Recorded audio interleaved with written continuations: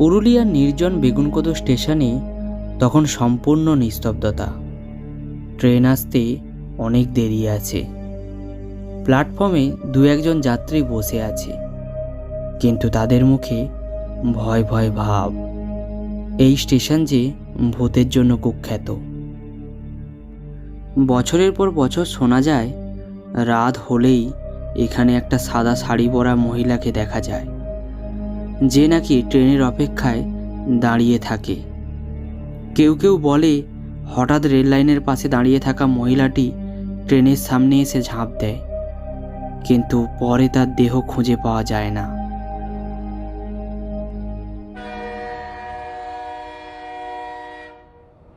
শীতের রাত, চারিদিকে কুয়াশায় ঢাকা। আকাশে পূর্ণিমার আলো ম্লান হয়ে আসছে। ঘড়ির কাঁটা তখন 10টা ছুঁই ছুঁই। রাহুল, অর্ণব আর দীপান্বিতা পুরুলিয়ার এক বন্ধুর বাড়িতে ছুটি কাটাতে গিয়েছিল। এখন তারা ট্রেনে করে বাড়ি ফিরছে। রাহুল জানালার পাশে বসে বাইরের দিকে তাকিয়েছিল। হঠাৎ তার মনে পড়ল তাদের ট্রেন বেগুনকোদো স্টেশনে থামবে। তোরা কি শুনেছিস, বেগুনকোদো স্টেশনটা নাকি একসময় ভুতুড়ে বলে বন্ধ করে দেওয়া হয়েছিল? এখন যদিও চালু হয়ে গিয়েছে, কিন্তু রাতের বেলায় কেউ সেখানে নামতে চায় না। অর্ণব একটু হাসল। এই সব বাজে কথা, ভূতরুত বলে কিছুই নেই। যারা এসব গুজব ছড়ায় না, তারা নির্ঘাত অলস লোক। তবে আমরা তো নামছি, যে যাই বলুক। কেন জানি না মনে হচ্ছে আমাদের এখানে নামাটা কিন্তু একদমই ঠিক হবে না। আমরা কত ভুল করছি না তো? এত রাত, একবার ভাব যদি সত্যিই কিছু ঘটে। ভয় পাস না, ভয় পাস না, চল একটু নেমে দেখেই আসি না। দীপান্বিতা একটু দ্বিধা করলেও রাহুলের আবেগের কাছে তাকে হার মানতেই হলো। দীপান্বিতার মধ্যে ভয় থাকলেও মনের মধ্যে একটু কৌতূহলও ছিল। তাই তিনজন ঠিক করলো তারা স্টেশনে নেমে কিছুক্ষণ এদিক ওদিক ঘুরে আবার ট্রেনে পরে উঠে পড়বে।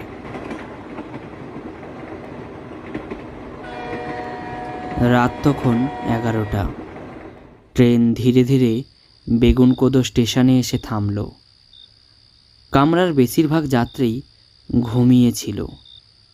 স্টেশনে অ্যানাউন্সমেন্ট হলো 10টা 10 মিনিটে ট্রেনটি আবার এখান থেকে ছাড়বে।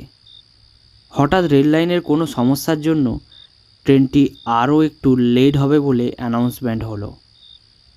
এর ফলে তিনজনের মনে হলো তাদের এই মিশনে ট্রেনটিও আজ তাদের সাথ দিচ্ছে। তারা ট্রেন থেকে নেমে পড়ল। তারা দেখল যে চারিদিকটা ঘোর অন্ধকার।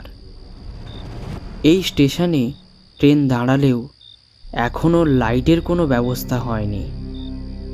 ভুতুড়ে স্টেশন নামে বিখ্যাত বলে অন্য স্টেশনের থেকে এই স্টেশনটি একটু আলাদা। আবার কোনো মানুষজন বা লাইট না থাকায় পরিবেশটা একটু থমথমে ভাব। তাদের তিনজনকে আরও যেটা বেশি অবাক করলো সেটা হলো এই স্টেশনে ট্রেন দাঁড়ালেও কোনো যাত্রী নামলো না বা কোনো যাত্রীকে তারা উঠতেও দেখল না। পুরো স্টেশন চত্বর ফাঁকা। চাঁদের আলো স্টেশনটিকে আজ অনেক ভুতুড়ে বলে মনে হচ্ছে। তারা দেখল অন্ধকারে পড়ে আছে একটি টিকিট কাউন্টার। সরকার যতই মেরামত করুক না কেন, আজও সেই ভূতের গল্পের সাথে স্টেশনটি জড়িয়ে রয়েছে। দীপান্বিতা দেখল অর্ণব আর রাহুল দুজনেই শান্ত। তাদের মুখে কোনো কথা নেই। মনে হয় তারা ভয় পেয়েছে। তারা এবার স্টেশন ঘরটির ভেতরে ঢুকবে বলে সিদ্ধান্ত নিল। কিছুটা তারা পা বাড়িয়েছে সেই দিকে, আর হঠাৎ করে ট্রেনটি বাঁশি বাজিয়ে উঠল।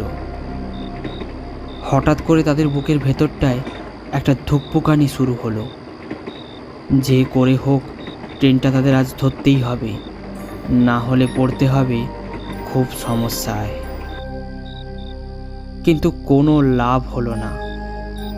ট্রেনটি দ্রুত তাদের ছেড়ে অন্ধকারে মিলিয়ে গেল। দীপান্বিতা তখন রেগে গিয়ে দুজনকে অনেক কথা শোনালো, কিন্তু এখন আর কি করা যায়? যা ঘটার তো তা ঘটেই গিয়েছে।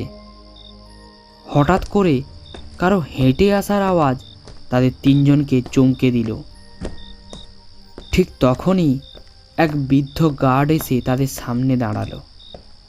তার চেহারায় এক অদ্ভুত আতঙ্কের ছাপ। তোমরা এখানে কি করছো? জলদি জলদি এখান থেকে চলে যাও।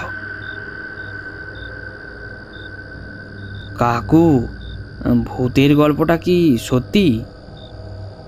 গার্ড কাকু এক মুহূর্ত চুপ থাকলেন, তারপর ধীরে ধীরে বললেন, অনেক বছর আগে একটা মেয়ে এখানে আত্মহত্যা করেছিল। তারপর থেকে মাঝরাতে তাকে দেখা যায়। আমি নিজেও অনেকবার তাকে দেখেছি। সাদা শাড়ি পরা, চোখ দুটো জল জল করে। প্রত্যেক দিন সে ট্রেন ধরার জন্য ট্রেনের পেছনে পেছনে দৌড়ায়। অর্ণব এবার হেসে উঠল। বুঝরু কি যত সব। আরে এসব বাজে কথা। গাড় কাকু হতাশ হয়ে বললেন, শুনলে না তো আমার কথা? পরে বুঝবে। তোমাদের মতো প্রায় অনেকে এখানে সত্য এসে যাচাই করে, আর আজও তাদের সঙ্গে এমন কিছু ঘটনা ঘটে যা তাদের সারা জীবন মনে রাখতে হয়।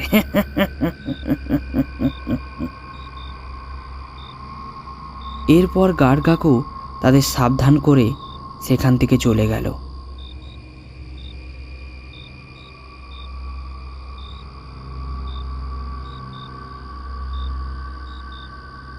আর তারা স্টেশনটিকে ঘুরে দেখতে লাগলো। দেওয়ালগুলোতে শ্যাওলা পড়ে আছে। টিকিট কাউন্টারের জানলার একটা পাল্লা ভাঙা। সেই সাথে তারা দেখল তার পাশে একটি টাইম টেবিলের চার্ট রাখা। চারিদিকে মাকড়সার জাল, আর অন্ধকারে বাসা বেঁধে আছে বাদুড়ের দল। আর সেই সাথে পড়ে আছে পরিত্যক্ত একটা ওয়েটিং রুম, যেটা অনেক ধুলোয় ঢাকা। এদিকে রাত ক্রমশ বেড়েই চলেছে।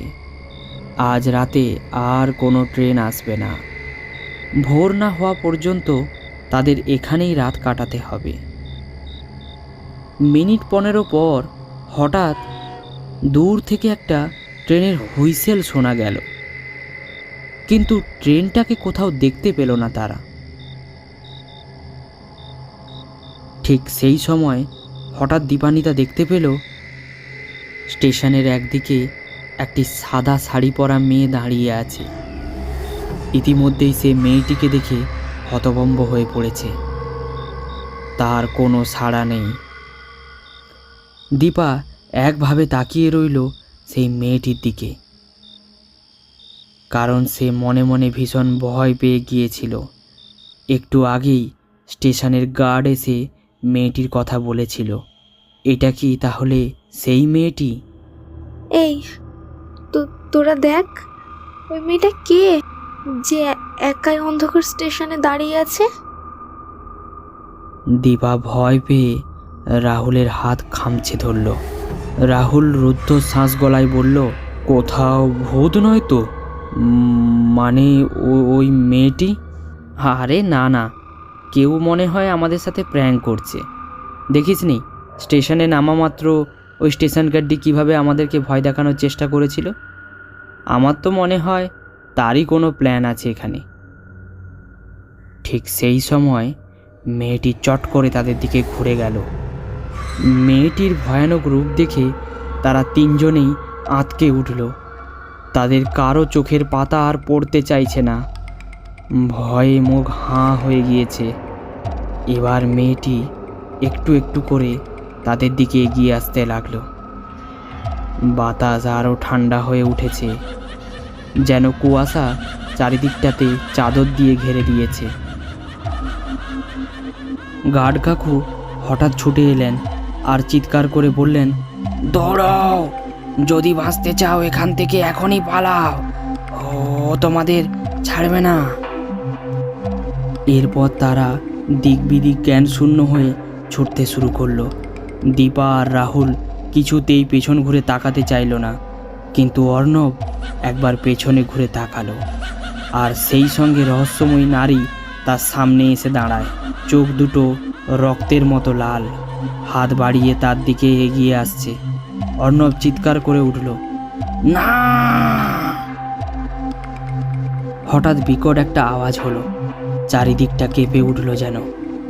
তারপর সব অন্ধকার হয়ে গেল। পরদিন সকালে স্টেশনের কিছু কর্মচারী প্ল্যাটফর্মের এক পাশে মৃত অবস্থায় অর্ণবকে খুঁজে পেল।